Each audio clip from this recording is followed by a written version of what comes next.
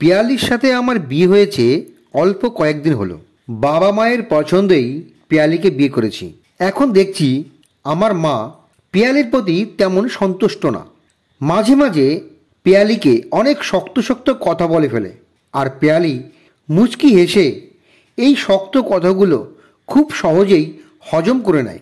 মাঝে মাঝে ইচ্ছে হয় আমি পিয়ালির হয়ে কথার উত্তর দিই, কিন্তু পারি না, কারণ গর্ভধারণী মা বলে কথা। আমার চাকরির প্রমোশন হলো, বাসায় মিষ্টি নিয়ে আসলাম সবার জন্য।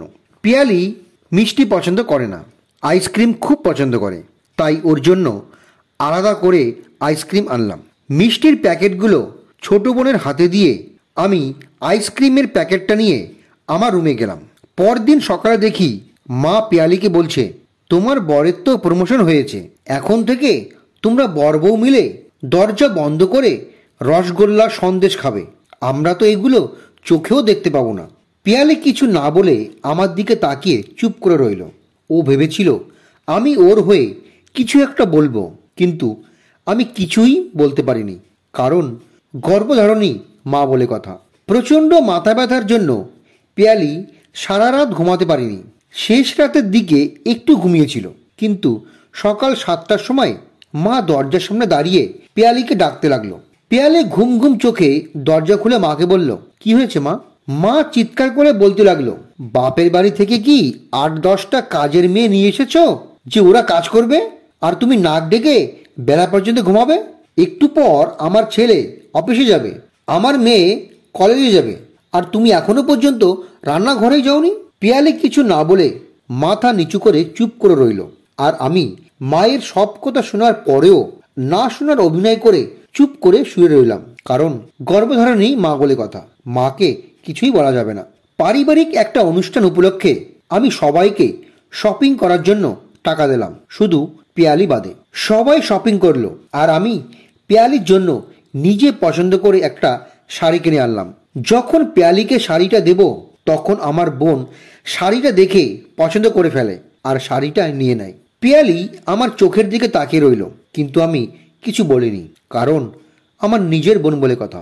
সেদিন দেখি আমার বোন পিয়ালিকে বলছে, ভাইয়ার যদি আগে প্রমোশনটা হতো তাহলে কখনোই তোমাদের মতো নিম্নমানের পরিবারে আমার ভাইয়াকে বিয়ে করাতাম না। কথাটা শুনে পিয়ালি চুপচাপ চলে গেল, আর আমি বোনের দিকে তাকিয়ে মুচকি একটু হাসলাম। নিজের আপন বোন বলে কথা। খাবার টেবিলে বসে বাবা চিৎকার করে বলতে লাগলো, এই তরকারি কে রান্না করেছে? পিয়ালি কিছুটা ভয় ভয় চোখে বাবার দিকে তাকিয়ে বলল, বাবা আমি রান্না করেছি। বাবা তখন বলল, এইসব কি তরকারি রান্না করেছো? খাবার মুখে দেওয়া যায় না। তোমার মা কি তোমায় রান্না বান্না কিছুই শেখায়নি? পিয়ালি চুপচাপ দাঁড়িয়ে রইল, আর আমি এক মনে খাবার খেতে লাগলাম। জন্মদাতা পিতা বলে কথা। বাথরুম থেকে এসে পিয়ালি অবাক হয়ে আমার দিকে তাকিয়ে বলল, তুমি জামা কাপড় সব ব্যাগের ভিতরে রাখছো কেন?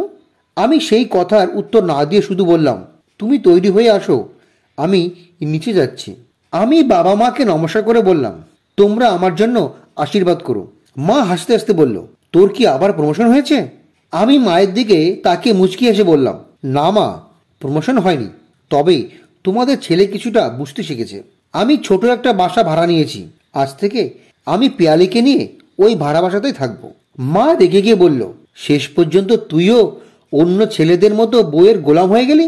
আমি মাকে বললাম, না মা, বউয়ের গোলাম হয়নি, শুধু বউকে তার প্রাপ্য সম্মানটা দিচ্ছি। একটা বার চিন্তা করে দেখো, তুমি পিয়ালির সাথে যা যা করেছো, তোমার মেয়ের সাথে যদি সেই একই কাজগুলো তার শাশুড়ি করে, তাহলে তোমার কেমন লাগবে? বাবার দিকে তাকিয়ে বললাম, আচ্ছা বাবা, আজ আমার ছোট বোন যদি রান্না করতো, আর সেই রান্না যদি খারাপ হতো, তাহলে কি তুমি আমার ছোট বোনকে এইভাবে বকাঝকা করতে পারতে যেভাবে পিয়ালিকে বকেছ? বাবা, সব রান্না সব দিন সমান হয় না, একটু ভুল হতেই পারে, তাই বলে ওকে বকাঝকা না করে একটু ভালো করে বুঝিয়েও তো বলতে পারতে। ছোট বোনকে বললাম, দেখ বোন, তুইও কোনো একদিন অন্য বাড়ির বউ হবি, তখন যদি তোর স্বামীর দেওয়া উপহারটা কেউ কেড়ে নেয়, তখন বুঝবি কতটা কষ্ট হয়। তুই এখন কলেজে পড়িস, তোর বোঝা উচিত কাউকে ছোট করে কেউ কখনো বড় হয় না। ছেলে বিয়ের পর বাবা মা থেকে আলাদা হয়ে পড়ে শুধু বউয়ের দোষে না, মাঝে মাঝে বাবা মায়েরও দোষ থাকে। কিছু বাবা মা কখনো মানতেই চায় না ছেলের বউও মেয়ের মতো। তোমরা আমার বাবা মা, তোমাদের উপর অবিচার করতে পারি না, কিন্তু আমার স্ত্রী তো আমার অর্ধাঙ্গিনী, আমার শরীরের অর্ধেক অংশ, তার প্রতি কি করে অবিচার করি? একটা মেয়ে তখনই সবচেয়ে বেশি অসহায় পড়ে যখন দেখে তার প্রতি অবিচার হচ্ছে, অথচ তার স্বামী চুপ করে আছে। যে মেয়েটা সবাইকে ছেড়ে একটা অজানা মানুষকে বিশ্বাস করে এসেছে, তাকে কি করে অসম্মান করি? আমি চেষ্টা করব সন্তান হয়ে তোমাদের প্রতি আমার কর্তব্য পালন করতে, সেই সাথে চেষ্টা করব আমার স্ত্রীকে তার প্রাপ্য সম্মানটা দিতে। পিছনে ফিরে দেখি পেয়ালি দরজায় দাঁড়িয়ে অনবরত কান্না করছে। আমি পেয়ালির চোখের জলটা মুছে ওর কানে কানে বললাম, আরে পাগলি, কাঁদে না। মাঝে মাঝে কাছে আসার জন্য হলেও একটু দূরে যেতে হয়। আমি কোথাও বাসা ভাড়া নেইনি, অনেক দিন ধরে শ্বশুরবাড়ি যাওয়া হয় না।